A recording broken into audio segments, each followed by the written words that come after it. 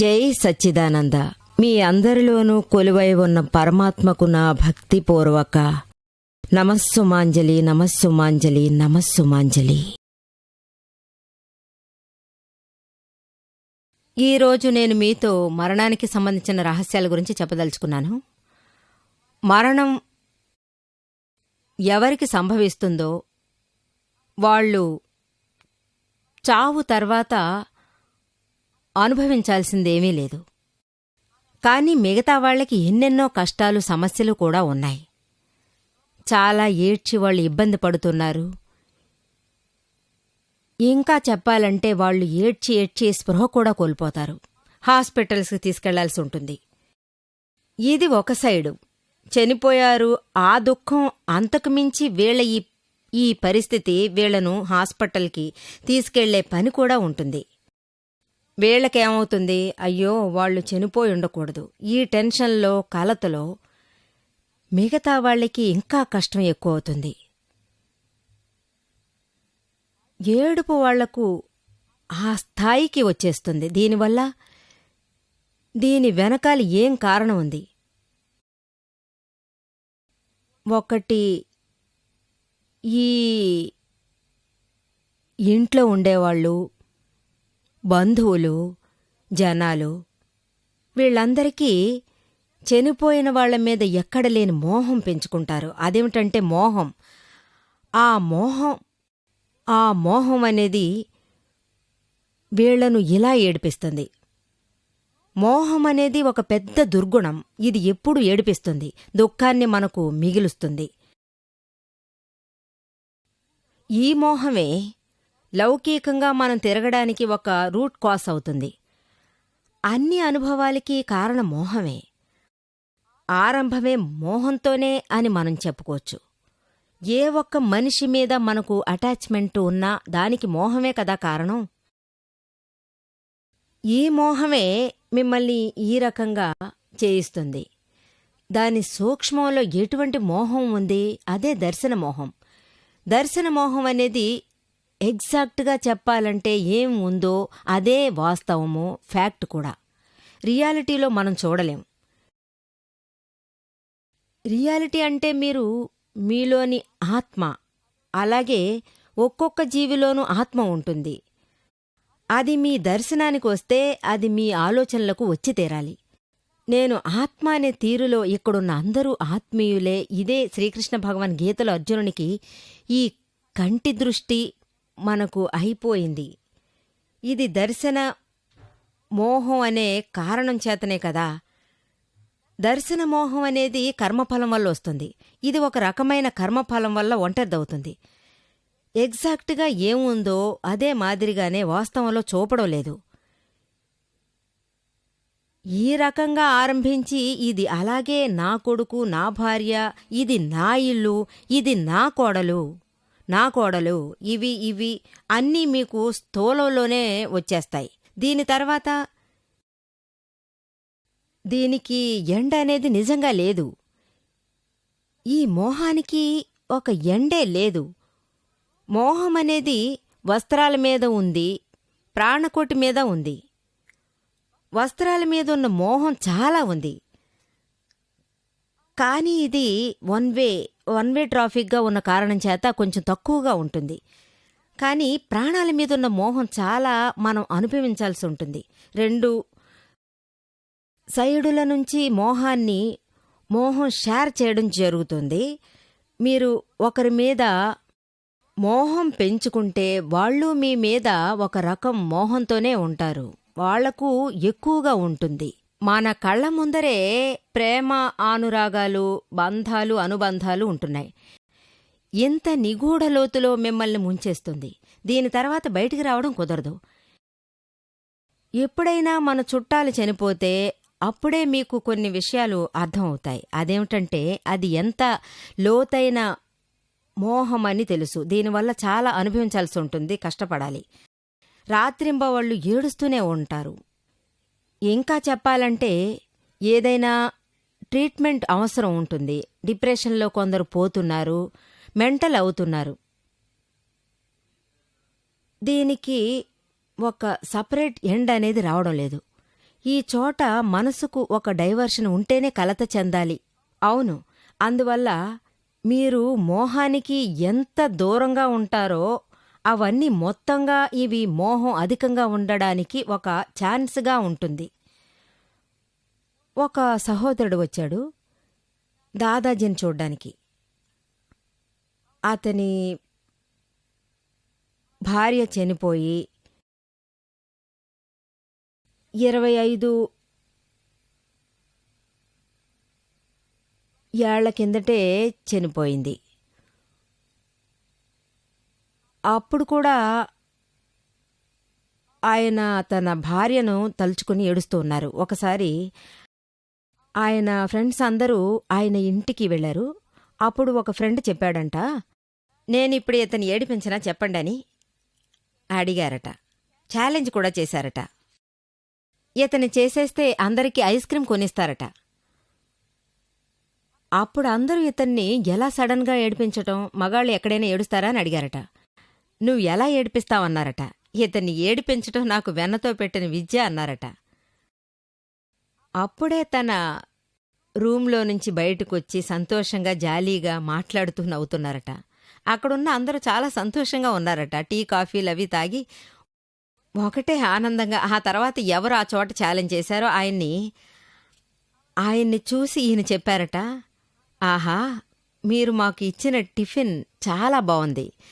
కానీ నేను మీ భార్య చేతుల మీదుగా టీ తాగాను. ఆవిడ చేతులారా చేసిన సమోసాని నేను ఈ ఇంటికి వచ్చినప్పుడల్లా తిన్నాను. ఇంతవరకు ఇటువంటి ఒక టీ వేరే ఎవరింట్లోనూ తాగలేదు. అటువంటి సమోసా వేరే ఎవరూ ఇవ్వలేదు. నేను అన్ని చోట్లా చూశాను. ఆవిడ దగ్గర ఏం వినయం, ఏం పాశం, ఇవన్నీ చెప్పడానికి మాటల్లేవన్నారట. అందర్నీ చాలా అభిమానంగా ట్రీట్ చేస్తారు. అదేలాగా ఒక ఆడదాన్ని ఈ కలియుగంలో చూడ్డమే కుదరదు. పద్మినిలాగా ఉంటుంది. ఎంత గొప్ప స్త్రీ. ఇవన్నీ ఆయన మాట్లాడడం మొదలెట్టారట. వెంటనే తన భార్యని సడన్గా తలుచుకుని ఏడవడం మొదలెట్టి ఆయన కళ్లల్లోంచి ధారలు ధారలుగా కన్నీళ్లు పొంగుకొచ్చాయట. ఇంకా చెప్పాలంటే ఆవిడ్ని తలచి తలచి కుమిలి కుమిలి ఆయన ఏడవడం మొదలెట్టారట. అందరూ ఆశ్చర్యపోయారట. ఈ తమాషా అంతా జరిగింది. అందరూ బయటికెళ్ళిపోయారు. అప్పుడు ఈ ఛాలెంజ్ చేసిన వ్యక్తి సరే ఐస్ క్రీం కొనివ్వండని అడిగారట. అప్పుడు వాళ్ళందరూ అడిగారట, ఇతన్ని ఏడిపించటానికి నీకు ఎక్కడ్నుంచి ఐడియా వచ్చిందని అడిగారట. 25 ఏళ్లుగా నేను చూస్తున్నాను. ఇతని వైఫ్ మీద పెంచుకున్న మోహం అనేది ఉందే, ఇప్పుడు కూడా ఆవిడ గురించి మాట్లాడితేనే ఆవిడ్ని తలుచుకుని ఇతను ఏడవడం మొదలెడతాడు. ఇది ఒక సరైన పిచ్చితనమని చెప్పొచ్చు. అందరూ అదే కదా చెప్తున్నారు. పిచ్చోడనే అతన్ని అందరూ అంటున్నారు. నార్మాలిటీ తర్వాత 25 ఏళ్ల తర్వాత ఇతని భార్య గురించి తలుచుకుంటే ఇలా ఏడిస్తే ఇతన్ని ఏమనాలి? ఏం అవసరం ఉంది? మనం అన్ని విషయాలతో పాటు దీన్ని మరిచిపోవచ్చు కదా. ఇప్పుడెందుకిది మరిచిపోలేకపోతున్నావు? ఒకవేళ గుర్తుకొచ్చినా ఆవిడ ఆత్మ గురించి తలుచుకోవచ్చు కదా. మంచి విషయాల గురించి ప్రార్థన చేయొచ్చుగా. మీరెందుకు? మీకు అధికారం ఉంది, కానీ మీరు ఏడవలసిన అవసరమేంటి? అందరూ మిమ్మల్ని పిచ్చోడనే కదా అంటున్నారు. నార్మాలిటీ అనేది ఖచ్చితంగా ఒకేలా ఉండాలి. ఇవన్నీ చూస్తుంటే సైకాలజీయే. ఏడవడానికి కారణమే ఈ మోహమే కదా. ఇతను అతని సైకాలజీతో ఆడుకుంటున్నాడు. అతని వీక్ పాయింట్ ఎక్కడని అతనికి తెలిసి ఆడుకుంటున్నాడు. అతని భార్య జ్ఞాపకాలు రప్పించుకుని అతను వెంటనే అది వినగానే ఏడవడం మొదలెడుతున్నాడు. మనం ఎందుకోసం ఇతరుల సైకాలజీ టచ్ చేయాలి చెప్పండి? మనందరం పరమాత్మ, ఆర్డినరీగా ఉన్నవాళ్లం. మనల్ని ఒకరు ఎలా ఏడిపించగలరు? ఏం మనకి ఈ మాత్రం కూడా తెలివిలేదా? స్ట్రాంగ్గా ఉండాలి. ఇలాంటోళ్లు 10 మంది ఏడిపించినా మనం ఏడవకూడదు. ఏది జరగాలో అది జరిగింది. Done is done. ఇది వెనక్కి తీసుకోలేం. జరగాల్సిందేదో జరిగిపోయింది. ఇది జరగలేదనగలమా? అలా చెప్పడం వల్ల ఏం ఫలితం ఉంది? అందువల్లే ఇతని పిచ్చోడంటున్నారు. మరణం తర్వాత మన బంధువులు తెలిసిన వాళ్ళు అందరూ ఏడవక తప్పడం లేదుగా. కానీ అది తర్వాత మల్టీప్లే సైకాలజికల్ ఎఫెక్ట్గా మీకు ముగిసిపోతుంది. అందరూ ఏడవడం చూసి వాళ్ల ఏడుపు ఎక్కువ అవుతుంది. అక్కడున్న పరిస్థితి ఎలా ఉన్నా మీకు అవసరమో కాదో మీరు వాళ్ల వరకు వెళ్ళిపోతే అవతలి వాళ్ళు ఏడవడం చూసి మీరు కూడా ఏడవడం మొదలెడతారు. సపోజ్ ఒక పిల్లకి పెళ్ళయి వాళ్ల ఇంటి నుంచి వాళ్ల భర్తగారింటికి వెళ్తుంటే తను వెళ్లడం చూసి మిగిలిన ఆడవాళ్లంతా ఏడవడం మొదలెట్టేస్తారు. ఎందుకని? ఇది దాదాపు సైకాలజికల్ ఎఫెక్టే కదా. ఎవరి తాలూకు ఆడపిల్ల వెళ్తుందో వాళ్ల బంధువులు ఏడుస్తారు. కానీ ఆ అమ్మాయికి దూర బంధువులు, ఫ్రెండ్స్ అంటూ ఇలా చూసి ఏడుస్తున్నారంటే ఇది సైకాలజికల్ ఎఫెక్ట్. ఇద్దరు ఆడవాళ్లు ఏడవడం చూసి మనకు ఏడుపు వచ్చేస్తుంది. ఇది వచ్చి వదలడం లేదు. ఖచ్చితంగా కన్నీళ్లనేవి ఎవర్నీ వదలడం లేదు. అదేలా ఎక్కడైనా మరణం అనేది ఒకటి సంభవిస్తే అక్కడ ఉన్నవాళ్లందరూ ఏడవడం చూస్తే మనకు అలాగే ఏడవాలని అనిపిస్తుంది. దారిలో వెళ్లే స్త్రీలు కూడా ఇందులో కలిసి ఏడుస్తారు. అది వాళ్లకు వెన్నతో పెట్టిన విద్య. స్త్రీలకు ఏడుపు ఎక్కువగా వస్తుంది. వాళ్లకి సున్నితమైన మనసు అంటారు. ఇది మాత్రమే కాదు, వీళ్ల సైకాలజీ కూడా చాలా డిస్టర్బ్డ్గానే ఉంటుంది. దీన్నే మనం అర్థం చేసుకోవడం చాలా అవసరం. ఈ సైకాలజికల్ ఎఫెక్ట్ నుంచి బయటపడాలి. కొంచెం బుద్ధిమంతులుగా ఉంటే చాలు. అంతా సైకాలజికల్ ఎఫెక్టే. ఆత్మ వీటన్నిటికంటే భిన్నమైంది. ఈ ఆత్మ అనేది పరమాత్మ. అది అంతం అవుతుందా ఏంటి? ఇవన్నీ జ్ఞానం వల్ల దూరమైపోతాయి. నేను నా సొంత అనుభవం వల్ల చెప్తున్నాను. మా అమ్మ ప్రాణాలతో ఉన్నప్పుడు మమ్మీ ఆవిడికి మొదట్నుంచి ఆరోగ్యం బాగాలేదు. అలాగే ఎప్పుడూ నేను చాలా కాలం ప్రాణాలతో ఉండనని చెప్తూ ఉండేది. చాలా సంవత్సరాలుగా ఆవిడ చెబుతూ ఉండేది. అప్పుడు నేను మెడికల్ కాలేజీలో సెకండ్ ఇయర్ చదువుతున్నాను. Second year MBBS. ఆ సమయంలో ఆవిడికి బాగా సీరియస్ అయింది. తర్వాత 6 మాసాలు బెడ్లోనే పడుకునుంది. బాగా జబ్బు ముదిరిపోయింది. లేవడానికి కూడా వీలయ్యేది కాదు. చావబోతున్నానన్న ఒక భావం ఆవిడకి వచ్చేసింది. అందర్నీ ఆవిడ పిలిచి నేను చాలా రోజులు బతకను అంది. ఆవిడ చెప్పిన ప్రకారమే ఆవిడ చనిపోవడం జరిగింది. కానీ ఆవిడ చనిపోయినప్పుడు ఆ న్యూస్ విని చాలా కష్టంగా అనిపించేది. చాలా ఏడుపు వచ్చేసేది. ఎందుకంటే అమ్మ చనిపోయింది. 6 మాసాల వరకు ఈ ఫీలింగ్ మనసు నుంచి కదలనే లేదు. మైండ్ చాలా డిస్టర్బ్డ్ అయింది. చదువులో కూడా ఎక్కువగా కాన్సంట్రేషన్ ఉండేది కాదు. కానీ చదువులో చాలా స్పీడ్గా ఉండడం చేత ఏ ప్రాబ్లం ఉండేది కాదు. కానీ అమ్మ పోయిన జ్ఞాపకం మాటిమాటికి వస్తూ ఉండేది. అప్పట్లో ఏ ఒక్క విషయమైనా ఆ కాలంలో ఎవరైనా ఇంట్లో చనిపోతే వెంటనే ఆ ఇంట్లో ఉండేవాళ్లను చూడ్డానికి ఒక్కొక్కరుగానే వస్తూ ఉండేవాళ్లు. ఫ్రెండ్స్ సర్కిల్ అంతా వచ్చేవాళ్లు. గ్రామాల్లో ఉన్నవాళ్లంతా వచ్చేవాళ్లు. అన్ని కుటుంబాల నుంచి అన్ని విషయాల్లోనూ. అంటే అది కావాలి ఇది కావాలనేది అన్నీ అప్పుడు అడగాల్సి ఉంటుంది. అందరూ వచ్చి ఒకే చోట ఒకే ప్రశ్న అడిగేవాళ్లు. ఏమైంది అమ్మకు? ఏమైంది? ఏ రకం జబ్బొచ్చింది? ఏ డాక్టర్ని కలిశారు? ఏ మందులిచ్చారు? ఎందుకని హాస్పిటల్కి ఆవిని తీసుకెళ్లలేదు? మీరు డాక్టర్ దగ్గరికి వెళ్ళుంటే ఖచ్చితంగా పనయ్యేది కదా. భగవంతుడా, ఈ మాటలన్నీ ఇప్పుడు మాట్లాడి ఏం ప్రయోజనం ఉంది? అప్పుడు అన్నీ రిపీట్ చేయాల్సి వస్తుంది. మొదట్నుంచి అది ఆరంభించి ఎండ్ వరకు అరగంట సేపు చర్చ అనంతరం అందరికీ ఇదే బదులు చెప్పి రిపీట్ చేయాల్సి వస్తుంది. అది విని ఆ తర్వాత ఏమంటారు? చాలా కష్టమే. పాపం ఇక మీదట ఆ పిల్ల ఎలా చేస్తుందో తెలియలేదే. పాపం తల్లిలేని పిల్ల అనే మాట విని ఇంకా ఏడుపే వస్తుంది. ఒక్కరూ మనతో కలుపుకుందామంటే ఏడవకూడదని వాళ్ళు అనుకోలేదు. అప్పుడే ఇంకొకరొచ్చి మాట్లాడతారు. ఈ స్థలంలో ఇది ఖచ్చితంగా ఎప్పుడూ జరుగుతూనే ఉంటుంది. ఏ సమయంలోనూ జరుగుతూనే ఉంటుంది. పెద్ద కాంటాక్ట్స్ ఉన్న వాళ్ళందరూ కూడా ఈ స్థలంలో ఇదే జరుగుతుంది, ఇది జరుగుతూనే ఉంటుంది అని వాళ్ళు అంతమే లేదు. ఇక్కడ వచ్చి ఇంట్లో ఉన్న వాళ్ళని ఏడిపించి వెళ్తారు. ఇప్పుడైనా పర్వాలేదు, అలవాట్లన్నీ కొంచెం చేంజ్ అయ్యాయి. ప్రార్థనకంటూ ఒక టైం ఫిక్స్ చేస్తున్నారు. మిగతా పనులన్నీ ముగించుకుంటున్నారు. చాలా దగ్గరైన చుట్టాలుంటే వాళ్ళు వస్తారు. మిగతా వాళ్ళు ఎక్కువగా రావడం లేదు. నిజంగానే ఇది చాలా మంచి విషయమే. ఏడిపిస్తున్నారు. మా అమ్మ చనిపోయినప్పుడు ఇలాగే జరిగింది.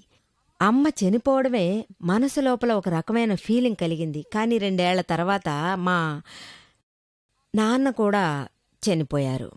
దానికి 6 నెలలకు ముందే దాదాజీ దగ్గర నుంచి నాకు జ్ఞానం కలిగింది. దాదాజీ దగ్గర నుంచి నాకు జ్ఞానం ప్రాప్తించింది. మొదట్లో నేను ఆయనతో లేను. చాలా దూరంలో ఈ గ్రామంలో ఆయన ఉన్నారు. నేను వేరే చోటున్నాను. మా నాన్న చనిపోయినప్పుడు నాకు టెలిగ్రామ్ వచ్చింది. ఆ కాలంలో టెలిగ్రామే. అప్పట్లో మిగతా వసతులు అంతగా లేవు.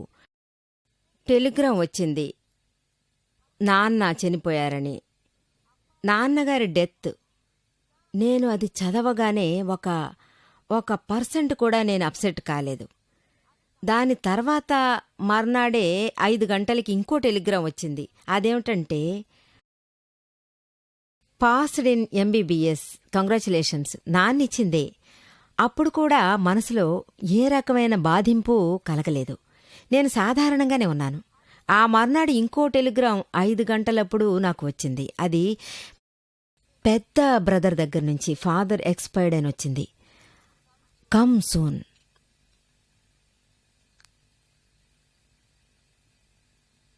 తర్వాత ఇంకో టెలిగ్రామ్ కూడా వచ్చింది. అది వచ్చి నాన్నగారిది, ఆయనే పంపింది. ఒకరోజు ముందు, రీచింగ్ ఆన్ 2nd. నేను అన్ని టెలిగ్రామ్స్ని దాదాజీ దగ్గరికి తీసుకెళ్లి చూపించాను. దాదాజీ అన్నీ చదివారు.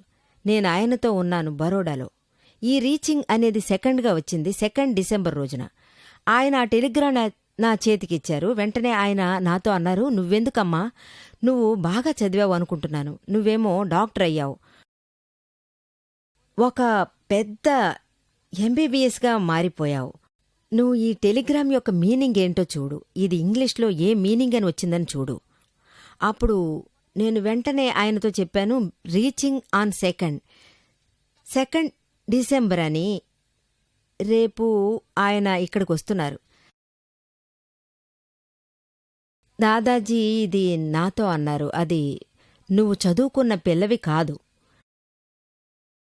2-3 సార్లు చదివి దీని అర్థం ఏంటో అర్థం చేసుకోమన్నారు. ఇదే అర్థం రిప్లై చేస్తూనే ఉన్నారు. ఆ తర్వాత చివర్లో ఒకే ఒక్క సెంటెన్స్ మాత్రం చెప్పి వదిలేశారు. అదేంటంటే, అందులో ఏం రాసిందంటే reaching on 2nd, but where. దీని గురించి ఏమీ చెప్పలేదే. ఆయన మనకు హింట్ ఇచ్చేశారు. ఆయన ఎక్కడికెళ్తున్నారనే వరకు తెలిసిపోయింది. అదేలా 2nd డిసెంబర్ ఆయన చనిపోయారు.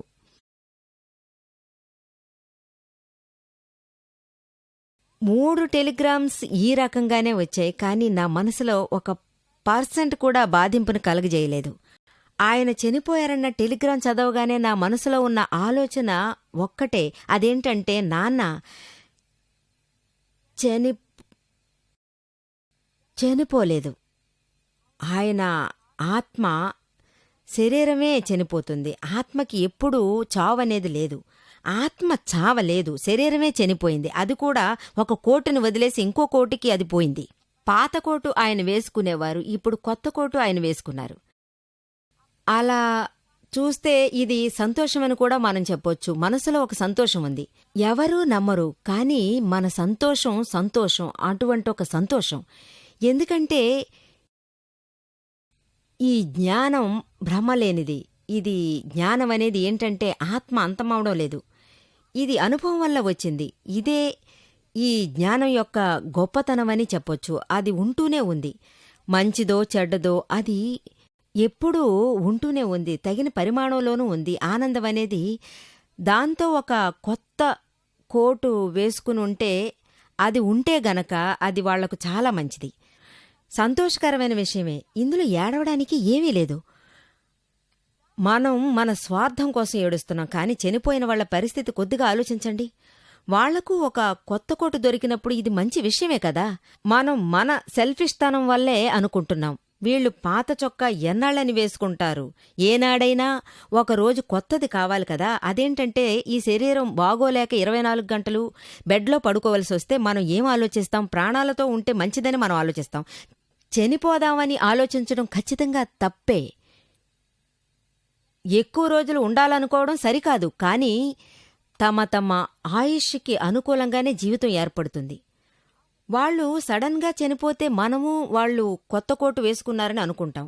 అదీగాక వాస్తవమంటే ఇదే కదా. మనం సెల్ఫిష్తనం వదిలేస్తే ఏ సమస్య ఉండదు. నాకు ఎప్పుడూ ఈ జ్ఞానం ఉంటూనే ఉంటుంది. మనమే కాదు, ఇంట్లో ఉన్న వాళ్ళంతా ఈ స్థాయినే అనుకోవాలి. అందరూ జ్ఞానదీక్ష తీసుకోవాలి. మొదట్లో అమ్మ చనిపోయినప్పుడు ఈ జ్ఞానదీక్ష లేనందువల్ల ఇది అమ్మ పోయిన బాధ ఉంటూనే ఉండేది ఒక 6 మాసాల దాకా. కానీ జ్ఞానం కలిగిన తర్వాత ఈ ధ్యాసలోనే ఉండడం చేత 1% కూడా లోపల నాకు ఎఫెక్ట్ కాలేదు. దుఃఖం తాలూకు ఒక చుక్క కూడా మనల్ని టచ్ చేయలేదు. అన్నింటికంటే సంతోషం, ఆనందం ఒకటే తప్ప జ్ఞానం దృష్టిలో సంతోషమే. ఇది ఆత్మజ్ఞానం యొక్క మహాఫలమవుతుంది. ఈ రకంగానే ఈ పెద్ద బ్రదర్ చావు కూడా ఏర్పడింది. నా 2 బ్రదర్స్ ఇలాగే చనిపోయారు. పెద్ద బ్రదర్ తర్వాత చనిపోయారు, తర్వాత రెండో తమ్ముడు చనిపోయారు. ఆ సమయంలో అంటే 85 తర్వాత నేను అమెరికాలోనే ఉన్నాను. అతని చావు టైంలో నేను అమెరికాలోనే ఉన్నాను. ఆ రోజు ఒక పౌర్ణమి యొక్క సెలబ్రేషన్ జరగనుంది. అమెరికాలో లాస్ ఏంజల్స్లో అతని యాత్రకి వెళ్లాల్సిన ఏర్పాట్లు జరిగాయి. చాలా కరెక్ట్గా మేము బయలుదేరే టైంలోనే ఈ టెలిఫోన్ వచ్చింది. బ్రదర్ ఏమో చనిపోయాడన్న న్యూస్, హార్ట్ అటాక్. నాకు ఎటువంటి ఫీలింగు లేదు. అయినప్పటికీ వాళ్లను ఓదార్చడానికి వాళ్ళ దగ్గర మాత్రం వదినతో మాట్లాడాను. వదినతో ఒక 8 రోజుల్లో ఇండియాకి వస్తున్నాను, అన్నీ చేసేద్దామని చెప్పాను. అప్పుడు మా వదిన ఏమందంటే, నువ్వెందుకు ఇక్కడికి వస్తున్నావు అంది. నువ్వు దాదాజీ దగ్గర సేవ చేయడంలోనే ఉండు. పోయినోళ్లు పోయారు, నువ్వు రావడం వల్ల ఏమవుతుంది? హస్బెండ్ చనిపోయిన ఈ ఆత్మజ్ఞానం ఉన్నందువల్ల మా వదినగారే ఈ బదులు చెప్పగలిగారు. నేను నిజంగా అదృష్టవంతురాలని అనిపిస్తుంది. ఈ విషయం గురించి ఎవరికీ తెలీదు. ఇప్పుడు ఈ విషయం మాత్రం దాదాజీకి, ఆ తర్వాత అక్కడున్న ఇంకొకరికి మాత్రం తెలుసు, మా అన్నయ్య చనిపోయాడన్న విషయం. ఆ తర్వాత ఆ యాత్రలో అందరూ చాలా సంతోషంగా డాన్స్ చేసి పాటలు పాడి సంతోషంగానే ఉన్నారు. అలాగే ఇంకో బ్రదర్ చనిపోయినప్పుడు ఇదే లాంటి పరిస్థితిలోనే ఉన్నాను నేను. అంటే మన ఊర్లో పండుగలా జరిగే మహోత్సవం ఘనంగా జరుగుతూ ఉంది. మేం భోంచేస్తున్నాం. అప్పుడే ఆ న్యూస్ మాకు అందింది, బ్రదర్ చనిపోయాడని. మేమేమో తినేశాం. అతని ఆత్మశాంతి కోసం మేము ప్రార్థనలు జరిపాం. ఏ ప్రోగ్రామ్స్ ఉన్నాయో అన్నీ ముగించాం. ఈ ఆత్మజ్ఞానమే ఈ పని చేయిస్తుంది. చనిపోయేవాళ్లు ఎవరూ చావడం లేదు, ఆత్మకు చావు లేదు. మన శరీరమే మారిపోతుంది. ఈ మారిపోయే శరీరం మీద ఎందుకింత మోహం? ఈ మోహం లేకుంటే ఖచ్చితంగా మీకు దుఃఖం ఏర్పడదు. సంతోషంగానే ఉంటుంది. జై సచ్చిదానంద.